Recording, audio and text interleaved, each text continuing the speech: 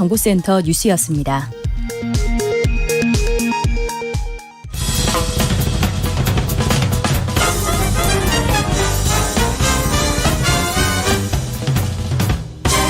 훅 인터뷰. 모두를 위한, 모두를 향한, 모두의 궁금증 훅 인터뷰. 어제 경제사회노동위원회 문성현 위원장이 주진우 라이브 출연했습니다. 최저임금 주 52시간 중대재해법에 대해서 다양한 얘기를 나눴고, 국회나 청와대로 갈 게 아니라 경사노위에 와서 대화하자고 했습니다. 관련해서 노동계 입장 들어보겠습니다. 민주노총의 한상진 대변인, 안녕하세요. 안녕하세요. 민주노총 대변인 한상진입니다. 네, 대변인 님, 최저임금 회의 어떻게 돼가고 있습니까? 지금 진행 사항 좀 알려주십시오. 예, 오늘 4차 전원회의가 있었고요. 조금 전 5시 20분에 회의를 마쳤습니다. 네. 그래서 저는 지금 서울로 올라가고 있는 중이어서 네. 기차 중이어가지고 연결이 조금 불편할 수도 있긴 한데 잘 해보겠습니다. 지금 어디에서 전화하십니까? 예, 지금 서울로 올라가기 위해서 옥성역에 지금 나와 있습니다. 기차역 앞입니까? 왜 이렇게 시끄럽죠? 예, 그래서 최대한 조용한 데서 지금 전화 받고 있습니다. 저희가 상태가 안 좋아서 다시 연결하겠습니다. 강아지 소리가 막 들리고 그래가지고요. 저희가 다시 연결하겠습니다. 지금 기차역에서 서울로 올라오는 길이라는데 아주 소음이 잡음이 많이 들어가서요. 조금 조용한 곳에서 전화를 받도록 해서 연결하겠습니다. 지금 민주노총에 전화를 해서 최저임금 어떻게 됐는지 다시 물어보겠습니다. 쿠팡 문제도 좀 물어보고요. 주 52시간 7월부터 시행되는 주 52시간 제도에 대해서도 물어보겠습니다. 지금 전화 연결 상태가 안 좋습니다. 좀 죄송하게 생각하고요. 대변인 나와 계십니까?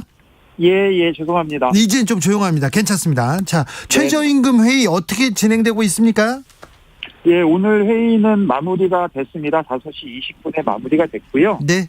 오늘 두 가지 쟁점이 있었습니다. 하나는 최저임금 표기 방법 관련해서 사용자 측에서는 시급만 표기하자 하고, 노동자위원들은 기존에 하던 대로 시급과 월급을 병기해서 표기하자라는 게 하나가 있었고요. 네. 또 하나는 최저임금 적용과 관련해서 사용자위원들은 업종별로 차등지급 적용하자라고 하는 거였고요. 민주노총 노동자위원들은 안 된다. 모든 업종에 구분 없이 공평하게 적용되어야 한다라고 하는 입장을 가지고 있었고, 그래서 첫 번째 쟁점은 기존에 하던 대로 시급과 월급을 병기하는 것으로 결정이 됐고요. 사동적인 것 관련해서는 오늘 결론을 내지 못하고 다음 5차 전원회의에서 계속 논의를 이어가기로 했습니다. 올해 최저임금 합의 잘 될 것 같습니까? 아니면 어떻게 전망하시는지요? 상당한 난항이 예상이 되고요. 특히나 국민들께서 관심 가져주시는 게 얼마나 인상되는 거냐, 네. 얼마로 되는 거냐라고 네. 하는 거 관련되어 있는 부분이 좀 쟁점이고요. 또 하나는 그것과 마찬가지로 최저임금과 관련되어 있는 제도를 개선해야 한다라고 하는 부분까지 해서 이렇게 좀 합의가 쉽지는 않을 것 같습니다. 네, 합의가 쉽지 않더라도 회의에 계속 참여해야 되는데 민주노총이 왜 경사노위에 참여하지 않는 이유는 왜 그렇습니까? 경사노위 어저께 문상현 위원장 나와가지고 인터뷰하신 내용 잘 들었는데요. 네. 그 인터뷰 내용 때문에 저희가 참여하지 않는 겁니다. 왜요? 왜냐하면 경사노위는 대통령의 자문기구입니다. 예. 그리고 현안에 대한 협의를 하는 기구이거든요. 네. 근데 자꾸 경사노위에서는 합의를 종용을 합니다. 네. 근데 이제 경사노위의 구성상 노동자들의 입장이 올곧게 대변되고 들어갈 수 있는 그런 운동장이 아니라 기울어진 운동장이기 때문에 저희가 경사노위에 참여를 하지 않았던 거고요. 하지만 최저임금위원회나 이런 것처럼 기타의 협의기구, 대화기구에는 민주노총이 꾸준히 참여하고 있고요. 현재 정보협의기구, 거기 노사정들이 참여하는 기구들도 있는데 현재 46개 정도 기구에는 또 같이 참여하고 있습니다. 네, 주 52시간 때문에 중소기업들은 다 힘들다 이런 보도가 계속 나오고 있잖아요. 네네. 이 문제에 대해서는 어떻게 보시는지요? 저희는 이게 지금 2018년도부터 해서 사업장의 규모별로 해서 단계적으로 지금 적용이 되어가고 있는 거고요. 이제 올해 7월 달에 마지막으로 이제 5인 이상 50인 미만 사업장에 적용이 되는 거거든요. 네. 근데 이걸 갖다가 유예 기간도 충분히 뒀고 현장에서 적용할 수 있도록 고용노동부나 해서 이렇게 적극적으로 지원책을 냈기 때문에 중소기업을 대상으로 해서 설문한 혹은 고용노동부 발표로 보면 한 현장의 90% 정도는 이미 이제 적용할 수 있다. 네. 하고 제조업 같은 경우는 한 80% 정도가 적용할 수 있다. 다만 이렇게 뿌리 산업이나 중공업 같은 경우, 조선업 같은 경우는 그거보다는 조금 비율이 좀 낮게 이렇게 좀 나와 있는 상황이고요. 그럼에도 불구하고 현장에 적용하는 데는 문제가 없을 것으로 보여지고 있기 때문에 예정대로 진행을 해야 한다라고 하는 게 저희들 입장이고요. 언론의 우려보다는 크게 문제가 되지는 않을 것이라는 입장이죠. 예, 그렇습니다. 근데 네. 이게 단순하게 노동시간 52시간의 문제만 될 수 있는 부분이 아니고요. 예. 또 어려움을 호소하시는 이렇게 중소기업이나 조선업종들 이런 부분들도 보면 이게 좀 근본적인 문제가 있습니다. 원청 대기업을 중심으로 해서 우리나라 같은 경우는 이렇게 다단계 하청 구조로 되어 있거든요. 그러다 보니까는 대기업이 이익의 절반 이상을 가져가는 독식 구조예요. 네. 그리고 이제 중소기업 같은 경우가 이익의 한 25% 정도를 가져온다라고 중기중앙회장께서 지난 4월 달에 말씀을 하셨는데요. 그런 부분들이기 때문에 현장에서 노동시간 단축, 이게 또 임금과도 연결이 되어 있지 않습니까? 예. 그래서 결국은 구조적인 문제이기 때문에 한국 사회의 구조를 바꿔내고 시스템을 개선해 나가는 차원에서 좀 전체적으로 봐야 이 문제가 풀린다라고 하는 거고요. 근데 여기에 한 가지 커다란 또 문제가 있다라고 저희는 지적을 하는 겁니다. 뭐냐 하면 5인 미만 사업장에는 또 이게 적용이 안 되는데요.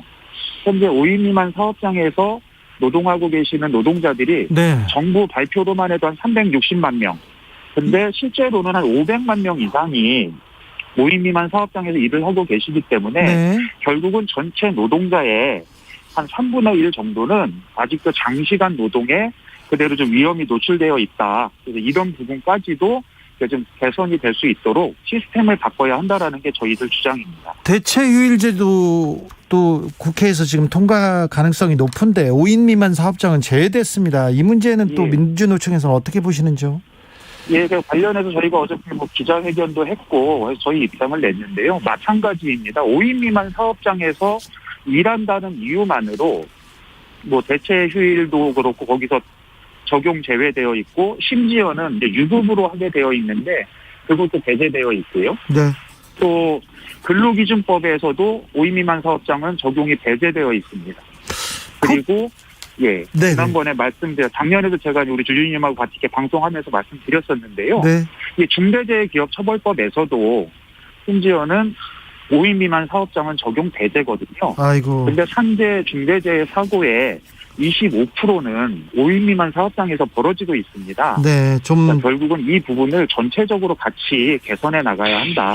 이렇게 저희는 이렇게 주장하고 있는 겁니다. 5인 미만 사업장에도 조금 이런 법이 그리고 이런 제도가 좀 혜택이 미치도록 좀 제도 정비가 좀 필요한 것 같습니다.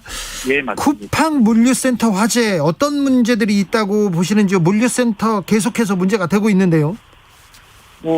어저께 최초 목격하셨던 노동자분이 언론의 인터뷰를 통해서 말씀을 해주셨거든요. 네. 뭐냐면 쿠팡이 예전부터 크고 작은 이 산업재해하고 노동관계 문제, 강제노동 문제, 노동 조건 문제가 계속 구설에 올랐죠. 네. 하고 심지어는 이제 사망한 노동자들도 발생하게 됐었는데요. 네. 그러다 보니까 실제로 쿠팡 사측이 이런 안전 문제나 이런 거에 대한 인식이 좀 잘못되어 있다라고 하는 부분을 좀 지적하고 싶고요. 그러다 네. 보니까 어저께 증언대로 하면 항상 현장에 이렇게 화재 경보기가 오작동이 나서 이번 화재에서도 이렇게 크게 처음에 신경 쓰지 않았다라고 하는 거고요. 화재가 발생했는데 스프링클러도 또 작동하지 않았습니다.